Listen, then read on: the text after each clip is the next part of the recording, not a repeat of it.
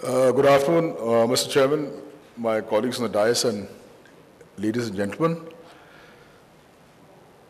Thank you very much for this opportunity of putting across a few ideas. And as I say this, I think I'll be talking more of the constraints that we have and giving some idea of the actual applications, because I've got some very illustrious colleagues from the police who are actually doing this job, and I'm sure they'll make up for that. So this presentation is in three parts. First, the macro constraints that we face, the national initiatives, and then a few things about specific applications and how we have leveraged information and communication technology in recruitment for very good gains. Okay, so the first thought, the first macro constraint. I've always felt that, Indians, we have a very, we enjoy a very restricted freedom. And why do I say that?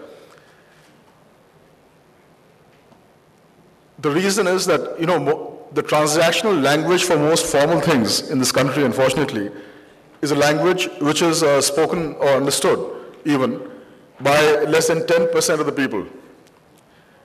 And for anyone to really enjoy unfettered freedom and all the rights, to have a good, satisfactory living, the three rights that are absolutely important.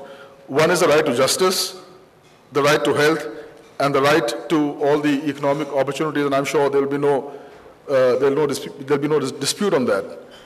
Now, do the people of this country really have a right to justice? You'll be amazed that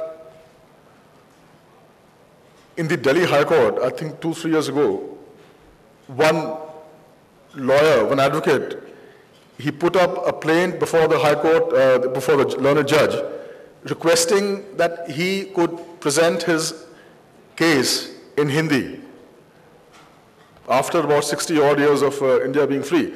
And there was a lady judge, and she said that, you filed your affidavit in English. He says, yes, madam.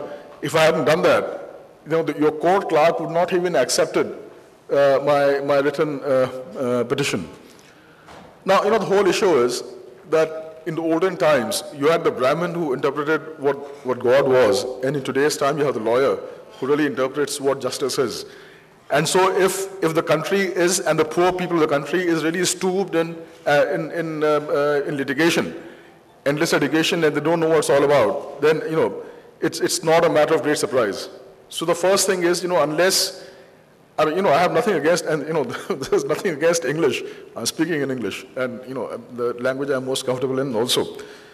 But the point remains that, you have whatever English you want. Today, if you want a translation of a Supreme Court judgment into Tamil or Kannada or Hindi, you have to pay for that.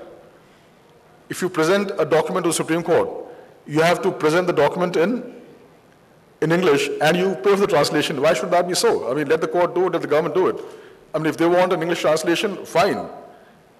So unless justice is dispensed in the local language of the state, there really is no right to justice, because, this is a fact that 90% of the people don't understand the language, and you have that, little Brahmin over there who's acting as an intermediary between you and whatever justice stands for, in the name of a lawyer. Right to health. Now, this is again interesting. This never struck me all these years. And I had the opportunity of working in WHO and on e-health for almost a decade. And when I went to China, I saw that, everything is being dispensed in Chinese.